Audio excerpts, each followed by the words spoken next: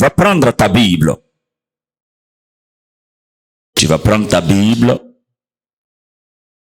dans le livre de 1 Chroniques 4, 9 à 10. Joabet était plus considéré que ses frères. Sa mère lui donna le nom de Joabet en disant, c'est parce que je l'ai enfanté avec douleur. Joabet invoqua le nom du Dieu Israël en disant, si tu me bénis et que tu étends mes limites, si ta main est avec moi, et si tu me préserves du malheur, en sorte que je ne sois pas dans la souffrance, et Dieu accorda ce qu'il avait demandé. Gloire à Jésus. Éternel, nous bénissons ton nom, nous te rendions l'action de grâce. Merci pour ce temps que tu rends possible. D'ailleurs, bénis ton peuple ce matin au nom de Jésus-Christ. Amen. Que le nom du Seigneur soit béni. Notre message de ce matin a pour thème, quel est ton nom? Que signifie ton nom? Le texte que nous venons de lire, la Bible nous parle du nom de Joabet. Et cette personne-là vient aussi de la lignée de Juda. Alléluia. Il vient aussi de la tribu de Juda. Mais quelque chose va se passer. C'est un enfant qui, pendant l'accouchement, la mère a souffert. La mère a tellement souffert pendant l'accouchement que dès que l'enfant est né, dit, toi, le nom que je vais te donner, tu vas t'appeler Joabet. Ça veut dire souffrance. Alléluia. Et l'enfant, il grandit, il va se rendre compte que il ne fait qu'avoir des malheurs, il ne fait que souffrir. Et la Bible dit qu'il va invoquer le nom du Dieu d'Israël. Il va dire Dieu d'Israël. Si tu me bénis, si tu fais de telle sorte que le malheur ne m'arrive pas, si tu fais de telle sorte que la souffrance ne m'arrive pas, alléluia, il prie comme ça parce qu'il sait que le nom a un impact négatif sur sa vie. Voilà Jésus. Et la Bible dit que Dieu va lui accorder ce qu'il avait demandé. Il y a plusieurs personnes parmi nous dont la cause réelle de leur souffrance, c'est leur nom, le nom que les parents leur ont donné. Dis encore, que signifie ton nom? Alléluia. Dieu se préoccupe des noms. Le Dieu que nous servons se préoccupe des noms que nous portons. Et le problème de plusieurs personnes parmi nous, plusieurs chrétiens encore aujourd'hui, nés de nouveau, qui ont des noms bizarres, qui aussi impactent leur vie négativement. Imaginez-vous une personne qui est née de nouveau. C'est bon chrétien et tout ça, mais ton nom c'est maudit. Alléluia. Tu t'appelles maudit. Or, la Bible dit, en Proverbe 18, verset 21, la vie et la mort sont au pouvoir, la vie et la mort sont au pouvoir de la langue. Celui qui en aime mangera les fruits. Donc, si la vie et la mort sont au pouvoir de la langue, et toi tu t'appelles maudit, et toutes les personnes autour de toi t'appellent maudit, maudit, maudit, maudit, maudit, tu penses que tu vas devenir qui? Malheureusement, certaines personnes n'ont pas encore compris et ils ont une fierté à avoir un tel nom. Est-ce que tu penses que tu es plus maudit que moi? Moi, je suis plus maudit que toi-même. Moi, je suis un maudit. Je suis plus maudit que toi. Tu luttes pour être le plus maudit. Toi, tu penses que tu es maudit, quoi. D'autres s'appellent serpent. Je suis serpent. Mais attends, ce comportement de serpent, tu vas avoir. Et spirituellement, l'esprit qui nous anime, pour ceux qui ont fait des tatouages, l'esprit qui t'anime. C'est cet esprit-là qui fait son image, son effigie sur ton corps. Alléluia. Des personnes qui aiment mettre des papillons, qui dessinent des papillons comme tatouage sur leur corps. Mais ce sont des personnes, le papillon va s'asseoir ici, tire une fleur. S'asseoir ici, tire une fleur. Vagabondage sexuel. Alléluia. Des personnes qui aiment mettre les serpents ou des lions. Des personnes nerveuses, colères. Vous-même remarquez.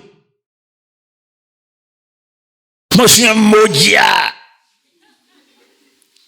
C'est bien pour toi, sois maudia. Tu es maudit.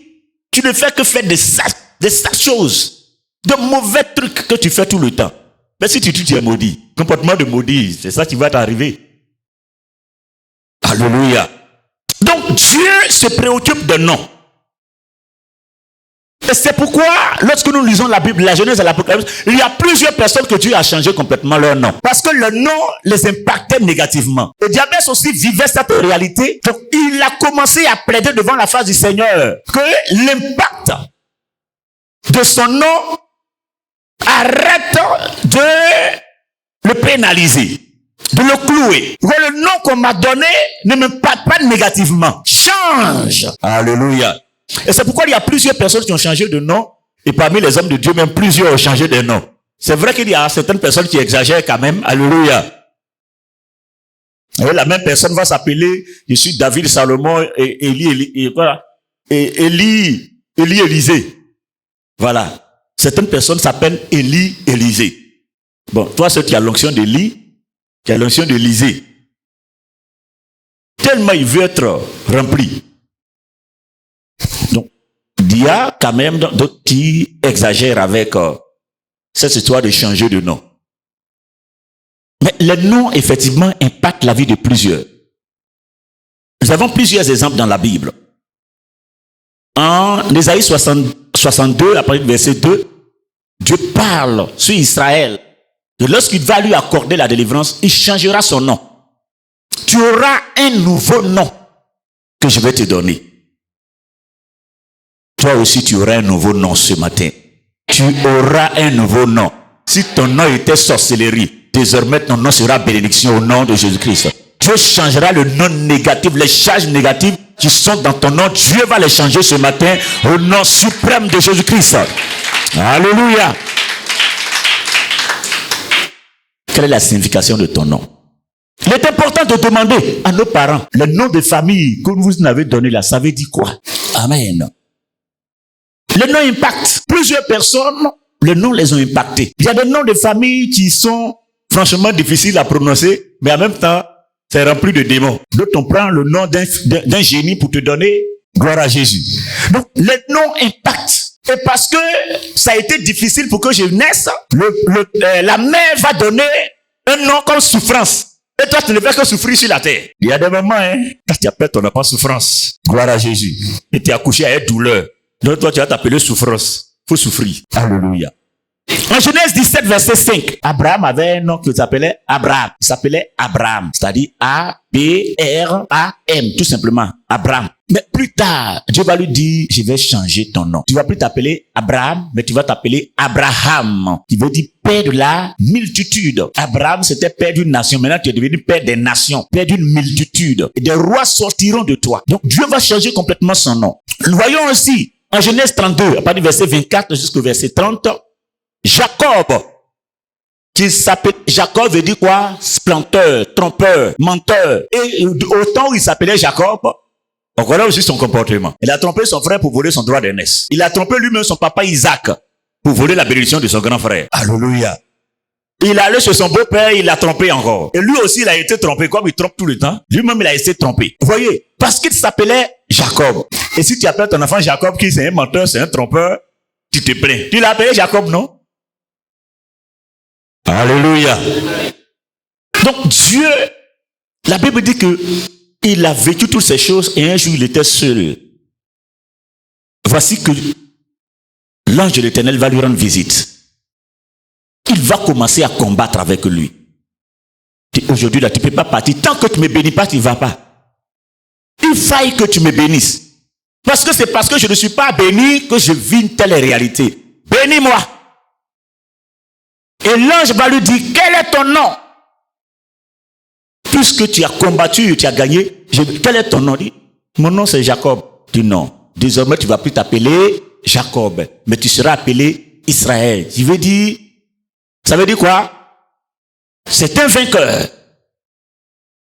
Tu as vaincu. Donc tu es vainqueur. Désormais, tu t'appelles Israël. Parce que tu es un vainqueur. Jacob aussi va lui demander toi-même quel est ton nom. Tu as changé mon nom. C'est parce que le nom est important. Toi-même, quel est ton nom? Ne lui a pas dit son nom. Parce que son nom est grand. Alléluia. Quel est ton nom? Ne lui a pas dit son nom, il a laissé comme ça. Mais la Bible dit, lorsque l'ange de l'Éternel est parti, en réalité c'était Jésus, lorsque l'ange de l'Éternel est parti, qu'est-ce qu'il va se passer? Jacob va baptiser le nom de cet endroit, c'est-à-dire là où il y a eu le combat, où il a gagné, il va appeler le lieu Péniel. Péniel, ça veut dire j'ai vu Dieu face à face. Alléluia. Donc quand tu appelles ton enfant Péniel, ça veut dire quelqu'un qui a vu la face de Dieu. Donc c'est comme ça que il a eu son nom complètement changé. Donc tu peux avoir un nom qui impacte ta vie négativement. Depuis on t'appelle comme ça, tu ne fais que vivre les mêmes réalités. Amen. Donc il y a des noms bizarres comme ça que nos parents nous donnent. Malheureusement, ça impacte nos vies. Il y a des noms que certaines personnes donnent qui ont les deux faces. C'est-à-dire qu'il y a un aspect positif, il y a un aspect négatif dans le même nom. Dans le livre de Nombres 32, le verset 12, il y avait un homme qui s'appelait Caleb. Il fait partie de ceux qui sont rentrés au pays promis, à Canaan. Caleb veut dire quoi? Ça veut dire chien. Donc, tu appelles ton enfant chien. Mais le chien aussi a son côté positif. L'animal chien est un animal fidèle. Il te reste fidèle. Le chien ne mord pas son patron. Quand il te connaît, il te connaît. Même si tu voyages, tu as fait 1 an, 2 ans, quand tu vas venir, ton chien te connaît toujours. C'est un animal fidèle. Donc, il est resté fidèle à Dieu jusqu'à la fin. Le côté négatif du chien, c'est qu'il se retourne toujours à sa vomissure. Ce qu'il a vomi, il se retourne pour manger encore. Alléluia. C'est-à-dire, c'est un sale comportement qui ne n'abandonne pas. Gloire à Jésus. Il y a certaines personnes qui ont des comportements, ils ne laissent pas tomber. Tu as dit, il faut le laisser tomber, ça ne va jamais laisser tomber. Les Caleb sont têtus, sont teigneux. Amen. C'est ça les Caleb. Quand ils ont quelque chose là, ils vont se retourner à leur vomissure. Tu as fait un mauvais comportement, on te dit c'est pas bon. Mais plus tard, il va venir faire la même chose là encore. Gloire à Jésus.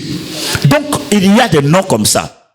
Il y a un nom, le nom baoulé qu'on appelle Oufoué. Oufoué, c'est un nom aussi qui a deux aspects. Oufoué parle de la blancheur. Et la blancheur, c'est l'image de la paix. Et c'est pourquoi notre Oufoué a été l'homme de paix jusqu'à. Mais Oufoué aussi, ça veut dire dépotoir. Amen. Non, les bananes sont venus déposer bout. Gloire à Jésus. Donc, il y a des noms que nous avons comme ça qui impactent la vie de certaines personnes.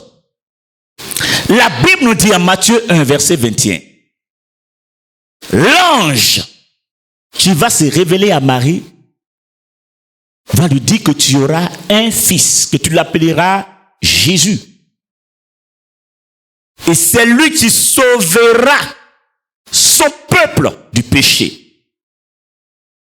Vous voyez? Jésus, c'est lui qui sauvera son peuple du péché. Jésus veut dire Dieu sauve. Le nom Jésus, ça veut dire Dieu sauve. Donc, il vient pour sauver son peuple du péché. Donc, en réalité, le nom qu'une personne a est lié à la mission que la personne vient pour accomplir. C'est le nom que nous avons. Le nom impacte notre vie, c'est-à-dire que te pousse à accomplir cette mission. Donc, normalement, nos parents devaient examiner spirituellement et voir quelle est la mission pour laquelle Dieu t'envoie sur la terre. C'est à partir de là qu'on te donne le nom. Mais nous, au lieu d'examiner ça, on examine plutôt, est-ce que l'enfant là est venu avec beaucoup de fatigue, avec beaucoup de douleur, est-ce que l'enfant m'a fatigué, puis on lui colle un nom. Pas, tu m'as trop fatigué pendant qu'elle était enceinte. Donc toi, tu t'appelles fatigue. Plus grave, il y a d'autres comme ils ont aimé beaucoup une personne, un ami ou un confrère, et la personne est décédée, et on prend le nom de cette personne, on ne te colle pas. La personne qui est décédée là, tu t'appelles comme ça aussi. Et l'esprit de mort est sur toi. Tout ce que tu fais meurt. Alléluia. Donc, ce sont des choses difficiles. Pour d'autres, c'est nom de fétiche, nom de masque. On te prend, on te colle. Et ta vie ressemble à un masque. Alléluia. Tu ne fais que lutter, lutter, lutter, lutter. Le masque ne fait que danser. Toi, tu as dansé jusqu'à... Tu danses pour aller à gauche, tu danses pour aller à droite, tu danses pour aller devant. Ta vie ne change pas. Gloire à Jésus. Donc, les noms ont vraiment un impact. C'est pourquoi plusieurs ont eu leur nom changé complètement dans la Bible. Que signifie ton nom? Que signifie ton nom? Le nom spirituel, pourquoi un nom spirituel? En quoi est-ce que signifie un nom spirituel? C'est-à-dire que chaque personne qui vient sur la terre, il y a une mission spécifique pour laquelle tu viens.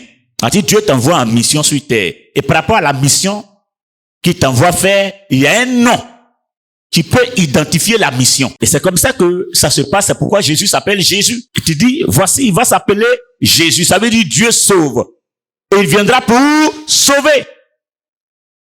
Alléluia. Tu vas t'appeler Malachi. Malachi, ça veut dire mon messager. Donc c'est un messager. Il vient pour donner un message. Tu vas t'appeler ange. Ange, ça veut dire aussi messager. Donc il vient pour envoyer un message. Le nom impacte. Et Dieu a égard à cela. C'est pourquoi il change les noms. Donc il est important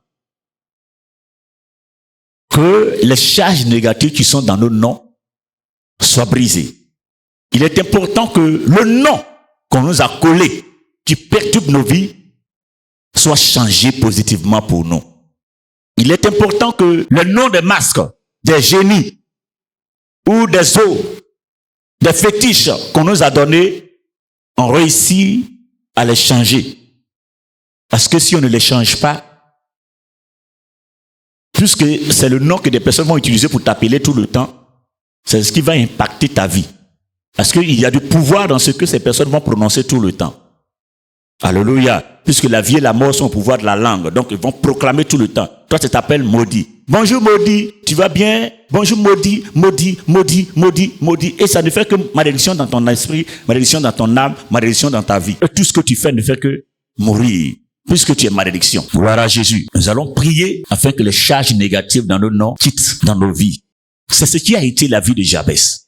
Il souffrait à cause de son nom. Sa vie était en retard à cause de son nom. Quand bien même il était le plus aimé parmi ses frères, comme la Bible dit.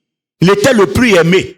Ce n'est pas parce que tu es plus aimé dans la famille que c'est toi forcément tu vas réussir plus que tout le monde. Tu peux être le plus aimé, mais il y a une malédiction sur toi. Et tant que cette malédiction n'est pas brisée, il te sera difficile de réussir. Gloire à Jésus. Que le nom du Seigneur soit béni. Nous allons prier. Et désormais, lorsque vous faites des enfants, il faut prier afin que Dieu vous donne des noms. C'est encore mieux. Quand vous faites des enfants, ne regardez pas parce que le nom est trop joli. Ronaldo joue tellement ballon. Il a appelé mon enfant Ronaldo. Là, il va jouer ballon.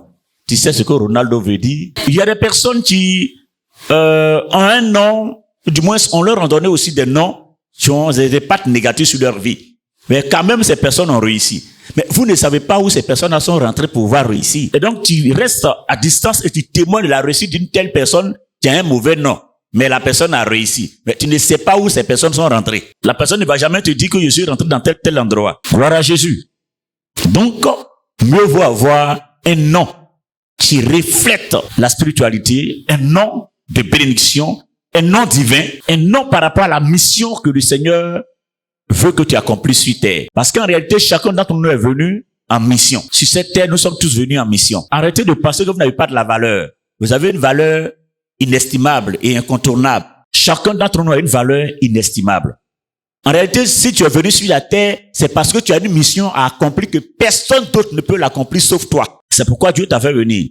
Brise la force du moi qui combat mon âme et t'empêche d'œuvrer en moi. Oh, brise-moi, brise, oh, brise-moi, brise. Je veux aller au ciel, mais brise-moi, brise. Je veux te ressembler, mais brise-moi, brise. Voilà Jésus.